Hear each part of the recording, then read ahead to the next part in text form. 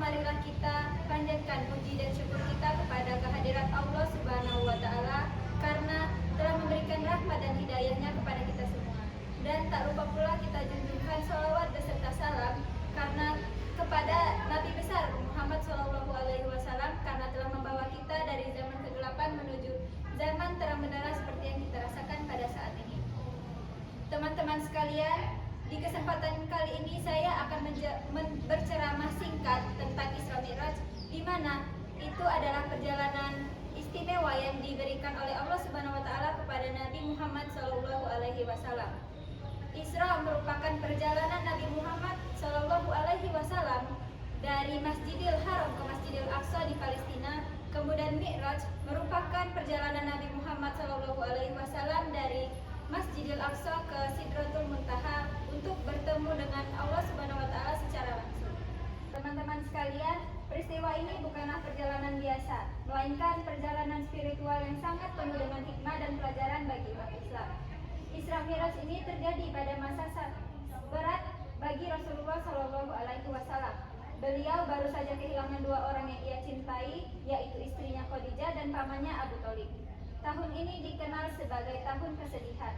Namun, di balik kesedihan itu, Allah Subhanahu wa Ta'ala menghibur Rasulnya dengan cara memberikan perjalanan yang sangat luar biasa untuk menerima perintah yang sangat penting bagi umat Islam, yaitu sholat. Sholat adalah satu-satunya ibadah yang diperintahkan Allah secara langsung kepada Nabi Muhammad SAW tanpa perantara malaikat.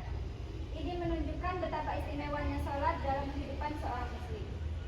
Hadirin yang berbahagia, dalam peristiwa Mi'raj, Rasulullah SAW menerima perintah sholat 5 waktu.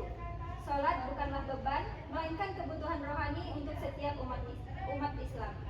Sholat adalah sarana komunikasi langsung antara hamba dan Tuhannya. Dalam sholat kita mengadu, memohon dan mendekatkan diri kepada Allah Subhanahu wa Ta'ala. Jika sholat kita baik, maka insya Allah perilaku kita pun akan ikut baik. Sebaliknya, jika sholat kita lalai, maka kehidupan kita pun akan kehilangan arah. Oleh karena itu, mari kita jadikan sholat sebagai prioritas utama dalam hidup kita.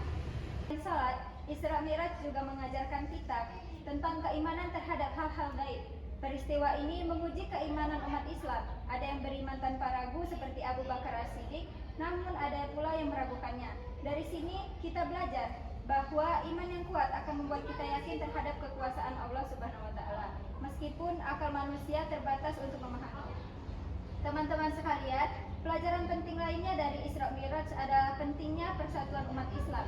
Rasulullah SAW diimami para nabi di Masjidil Aqsa yang menandakan bahwa Islam adalah agama yang melanjutkan ajaran tauhid para nabi sebelumnya. Maka sudah seharusnya umat Islam menjaga persaudaraan, menghindari perpecahan dan saling menghormati. Sebagai penutup, marilah kita mengambil hikmah dari peristiwa Isra Mi'raj ini dengan meningkatkan kualitas salat kita, memperkuat keimanan dan memperbaiki akhlak dalam kehidupan sehari-hari. Semoga yang kita termasuk umat Nabi Muhammad SAW yang istiqomah dalam menjalankan perintah Allah Subhanahu wa Ta'ala.